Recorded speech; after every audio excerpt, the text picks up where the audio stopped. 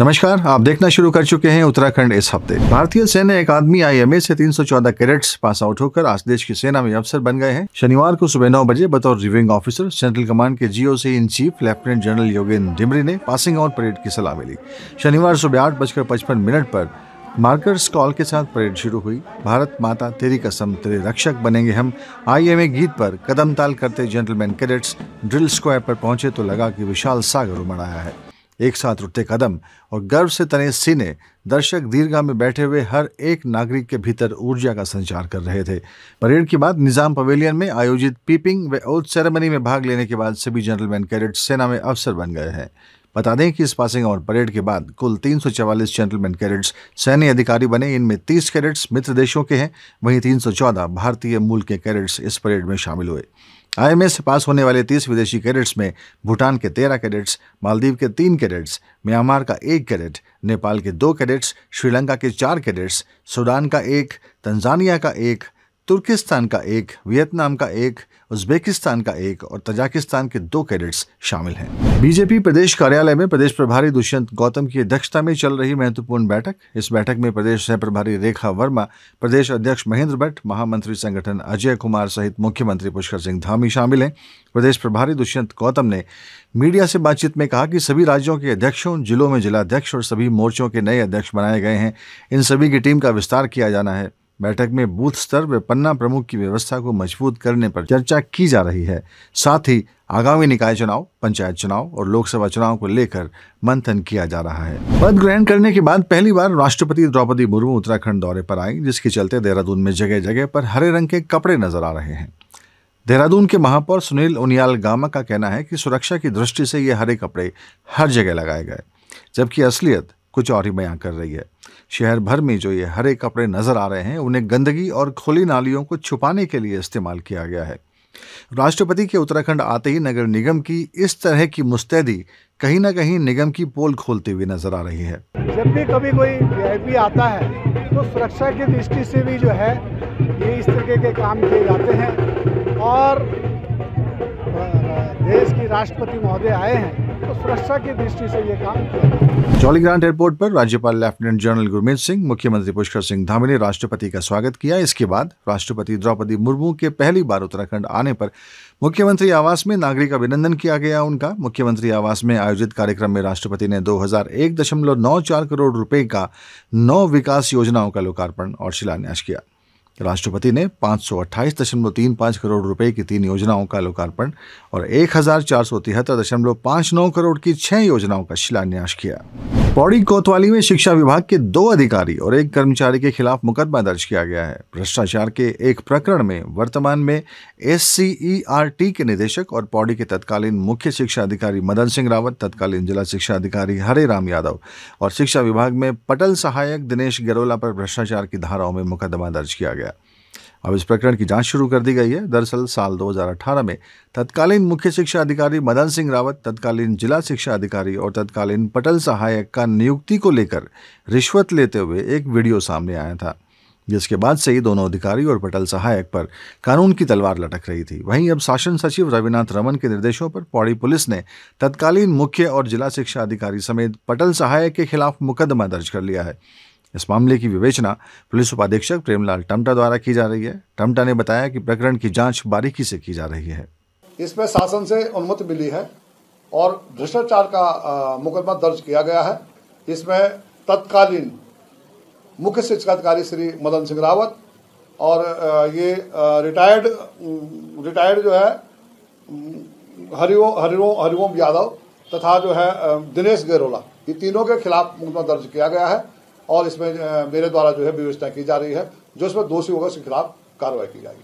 विवेचना मेरे द्वारा की गई है और अभी विवेचना जो की जा रही है वो किन किन आधारों पर जो हुई है, इसमें 17 को जो है भ्रष्टाचार अधिनियम निवारण के अंतर्गत जो है विवेचना जो है चल रही है और भ्रष्टाचार का ही मुकदमा दर्ज किया गया है। उत्तराखंड में 22 साल बाद अब महिला नीति आने वाली है, जिसको लेकर ड्राफ्ट तैयार किया जा रहा है। महिला आयोग के द्वारा महिला नीति का ड्राफ्ट तैयार किया जा रहा है, जिसको लेकर 21 दिन के भीतर उत्तराखंड की जनता से भी राय ली जाएगी। महिला आयोग की अध्यक्ष कुसुम कंडवाल का कहना है कि 8 मार्च को महिला दिवस के अवसर पर महिला नीति लॉन्च की जाएगी। महिलाओं की सुरक्षाओं को देखते हुए भी महिला नीति में प्रावधान किए जा रहे हैं। मुख्य रूप से हमारी महिलाओं की सुरक्षा को लेके, और जो हमारी बेटियां पहाड़ से प्लेन की ओर पढ़ने के लिए आती हैं, हालांकि मैं खुद भी जब जा रही हूँ, जहाँ भी मेरा दौरा होता पहाड़ की तरफ, मेरा सबसे ये निवेदन होता है, परिवार से विशेषकर ये निवेदन होता है कि अगर हम बेटा या बेटी दोनों को समान रूप से, आज हम समानता की बात कर रहे हैं कि समान रूप से दोनों को ही हमें समझाना भी होगा, थोड़ा शिक्षा, उन्हें संस्कार भी देने होंगे और उनकी मॉनिटरिंग भी करनी होगी। हमारे बच्चे अगर पहाड़ से प्लेन की ओर आ रहे हैं तो थोड़ा सा हम सब की जिम्मेदारी बन जाती है कि वो वास्तव में कोई रास्ता ना भटके, और इसके लिए नीति में भी हम बिल्कुल प्रावधान है, नीति में भी हमारे पास सुझाव आ रहे हैं और ले भी रहे हैं कि और अच्छे से कैसे हमारी किसी भी बच्चे के साथ, किसी भी बेटी के साथ कोई ऐसा गलत काम ना हो, उसको लेके महिला आयोग हर समय तत्पर रहता है और कोशिश भी रहती है कि जहां हमें सूचना मिलती है हम अपनी तरह से पूरा प्रयास करते हैं। मनुष्य के साथ जानवर भी अपनी सेवा देश और समाज कल्याण के लिए देते हैं। उसी का उदाहरण है राजा नाम का ये घोड़ा, जिसका हरिद्वार घोड़ा लाइन में महत्वपूर्ण भूमिका निभाने के बाद 24 साल में निधन हो गया। राजा ने हरिद्वार में 2 महाकुंभ, 2 अर्धकुंभ सहित कई स्नान पर्व में 20.5 साल पुलिस विभाग में शानदार सेवा दी, जिसके चलते घुड़सवार लाइन बैरागी कैंप में राजकीय सम्मान के साथ राजा को अंतिम विदाई दी गई। अंतिम विदाई के दौरान पुलिस महकमे के आला अधिकारियों सहित पुलिस फोर्स मौजूद रही। दरअसल उत्तराखंड प्रदेश में कई महत्वपूर्ण भूमिका निभाने वाला राजा घोड़ा लंबे समय से बीमार चल रहा था और बीमारी के कारण ही इस घोड़े का निधन हो गया। देखिए 24 साल की उम्र हो गई थी और चूंकि इसके पैर में प्रॉब्लम थी, काफी समय से बीमार चल रहा था और 20 साल से ज्यादा सेवा जो है पुलिस विभाग में करी। बड़े बड़े आयोजन और जो हमारे कुंभ, अर्धकुंभ हो, परेड हो, हमारी सभी में इसके द्वारा प्रतिभाग किया गया। चूंकि हमारे जो पुलिस बल में जैसे हमारा फोर्स है, उसी तरह जो हमारे स्वान दल के हों, चाहे हमारे ये घुड़सवार पुलिस के हों, ये सभी पुलिस के एक महत्वपूर्ण अंग होते हैं और इनको भी हम उसी तरह से सम्मान देते हैं जैसे कि हमारा कोई पुलिसकर्मी अगर ड्यूटी के दौरान या अन्यत्र किसी कारणों से उसकी मृत्यु होती है तो सम्मानजनक उसकी विदाई की गई है। और बड़ा शोक का भी विषय था कि चूंकि जिस तरह से आकस्मिक इलाज चल रहा था, लेकिन इस तरह से मृत्यु होना, इससे जानकारी जब मिली तो सभी अधिकारीगण भी गए और एक परिवार की तरह, पुलिस परिवार की तरह मानते हुए इसे पूरे सम्मान के साथ आज इसकी अंत्येष्टि की गई है। उत्तराखंड में पॉल्यूशन कंट्रोल बोर्ड ने प्लास्टिक उत्पादन की 1729 औद्योगिक इकाइयों की एनओसी निरस्त कर दी है, जिसके बाद इन फैक्ट्रियों पर बंदी की तलवार लटक गई है। इन फैक्ट्रियों में सबसे ज्यादा 755 फैक्ट्रियां हरिद्वार जिले में चल रही हैं। पीसीबी के नोटिस आने के बाद उद्योगपतियों में चिंता और नाराजगी देखने को मिली। सिडकुल में मैन्युफैक्चरर्स एसोसिएशन की मीटिंग में तमाम इंडस्ट्रीज से जुड़े इंडस्ट्री के पीसीबी के फैसले को गलत बताते हुए नाराजगी जाहिर की। उद्योगपतियों का कहना है कि पीसीबी द्वारा जिन 755 फैक्ट्रियों को नोटिस दिए जा रहे हैं वे सभी प्लास्टिक उत्पादों की श्रेणी में नहीं आते। फैक्ट्री मालिकों ने फैसले के खिलाफ सुप्रीम कोर्ट जाने की बात कही है। इस तरीके की करीब लगभग 755 यूनिट हैं जो हरिद्वार जिले में कार्यरत हैं, उन पे बंदी की तलवार लटक गई है अचानक। इसलिए ये मीटिंग रखी गई है कि हम उसका रास्ता निकालें कि हम उसके लिए क्या रेमेडी लें, हाई कोर्ट में जाएं कि और आगे कोर्ट में जाएं और किस तरीके से इंडस्ट्री को बचाया जाए। देखिए, अभी हम इस मैटर को स्टडी कर रहे हैं कि इतने बड़े लेवल पर जो ये नोटिस दिए जा रहे हैं इनका क्या क्राइटेरिया है, किस बेसिस पे दिए जा रहे हैं, क्योंकि हमें लगता है कि ज़्यादातर इंडस्ट्रीज इस प्रीव्यू से बाहर रहेंगी। तो अभी हम इसको स्टडी कर रहे हैं और इसके खिलाफ माननीय उच्चतम न्यायालय में जाने के लिए हम लोग प्लान कर रहे हैं। देखिए, हमारी भी और सरकार की भी कोशिश है कि इंडस्ट्रीज़ को परेशानी ना हो, बट इसके अलावा जो भी एनवायरनमेंट से रिलेटेड इश्यूज़ हैं हम भी उसको रिजॉल्व करने के लिए तत्पर है और सरकार में इसके साथ है। और साथ में ये चाहते हैं कि सरकार भी थोड़ा सा सेंसिटिव होकर इन चीज़ों को देखे ताकि एकदम से उद्योग बंद ना हो और बेरोजगारी की समस्या ना पैदा हो। कृषि और कृषक कल्याण मंत्री गणेश जोशी शुक्रवार को अचानक देहरादून के न्यू कैंट रोड स्थित राजकीय उद्यान पहुंच गए। मौके पर पहुंचे मंत्री को देख अधिकारियों में हड़कंप मच गया। सरप्राइज निरीक्षण के दौरान मंत्री जोशी ने मौके पर मौजूद अधिकारियों से एक अनुपस्थित कर्मचारी की जानकारी प्राप्त की। विभाग के वरिष्ठ उद्यान निरीक्षक अरुण पांडे बिना उच्च अधिकारियों को सूचित किए हुए नदारद मिले। मंत्री ने कर्मचारी का 1 दिन का वेतन काटने के निर्देश जारी कर दिए। साथ ही कर्मचारियों और अधिकारियों को तय समय पर कार्यालय में उपस्थित होने के निर्देश भी दिए हैं। मंत्री ने उद्यान निदेशक के अवकाश पर रहने पर भी नाराजगी जताई।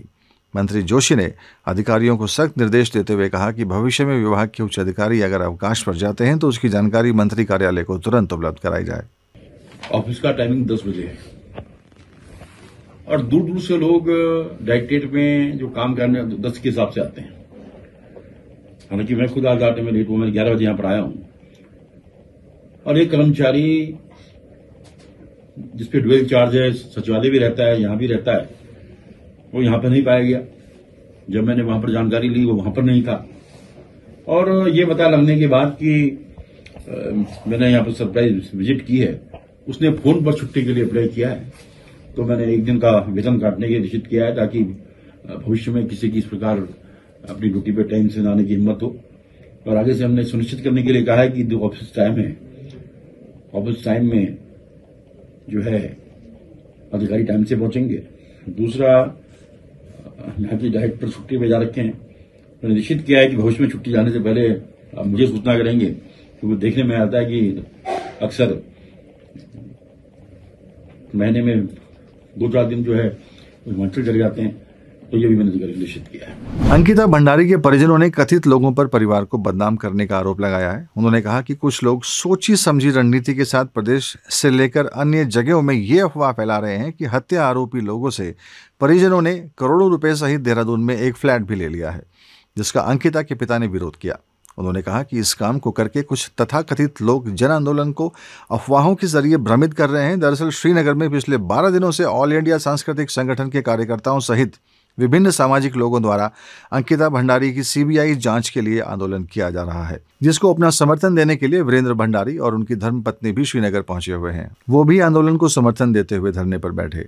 इस दौरान उन्होंने कहा कि अब तक वे सरकार द्वारा गठित की गई एसआईटी की जांच से संतुष्ट नहीं हैं, जिससे वे चाहते हैं कि पूरे मामले की जांच हाईकोर्ट की निगरानी में मर्डर केस की जांच सीबीआई द्वारा की जाए। साथ में उन्होंने ये भी कहा कि वे कई बार अपनी पीड़ा सरकार से जाहिर कर चुके हैं। पहले तो मैं यहाँ श्रीनगर में जो धरने पे बैठे हुए मातृशक्ति, युवा शक्ति, व्यापार संघ और अन्य गण्यमान्य लोगों का मैं धन्यवाद करता हूँ कि अंकिता भंडारी के समर्थन में यहाँ पे धरने पे बैठे हुए हैं। मैं ये कहना चाहता हूँ कि हमारे उत्तराखंड और समूचे भारतवर्ष और देश विदेशों में ये संदेश जा रहा है लोगों जनता को कि अंकिता भंडारी के माता पिता ने 1 करोड़ रुपए और देहरादून में एक फ्लैट उनको दिया गया है। तो मैं तो मुझे वो आदमी सामने आया है कि हाँ, हमने इनको 1 करोड़ रुपए और फ्लैट दिया है। मतलब ये झूठे अफवाह न चलाएं और ये लोग जानबूझकर ये अफवाह चला रहे हैं कि अंकिता भंडारी को के समर्थन में लोग आगे ना आए। राजधानी देहरादून में एक और बड़ा मामला सामने आया है, जिसमें कैबिनेट मंत्री के निजी सचिव आईपी सिंह और लोक निर्माण विभाग के प्रमुख अभियंता अयाज अहमद के खिलाफ धोखाधड़ी का मुकदमा दर्ज हुआ है। आरोप है कि आईपी सिंह ने मंत्री के फर्जी साइन कर अयाज अहमद को मुख्य अभियंता पद पर नियुक्ति दी।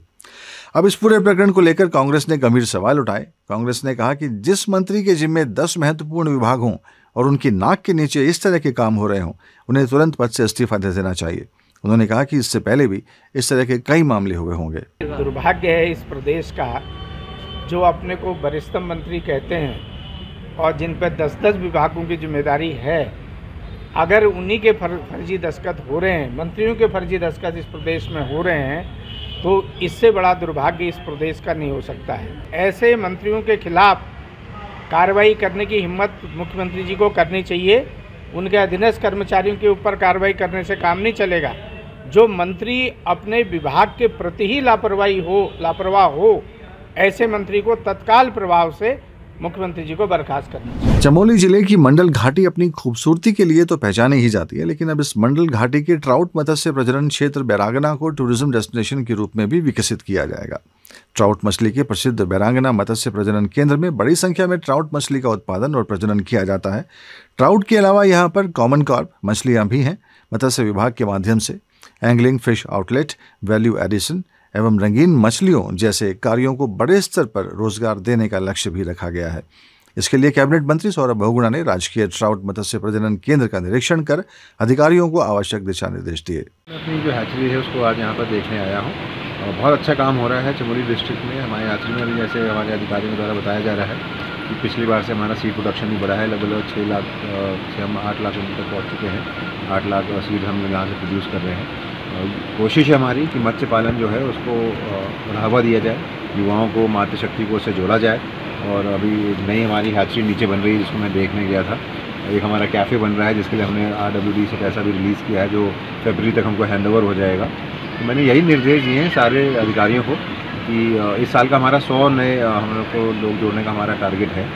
और हमारी कोशिश यही है कि मत्स्य पालन, कुक्कुट पालन और पशुपालन, ये 3 विभागों से लोगों को जोड़ा जाए रोजगार के साथ, और जो उत्तराखंड की सबसे बड़ी समस्या है पलायन की, उसको कहीं ना कहीं एड्रेस करें। इस बुलेटिन में इतना ही। अगले हफ्ते फिर हाजिर होंगे उत्तराखंड की पूरे हफ्ते की तमाम बड़ी खबरों के साथ।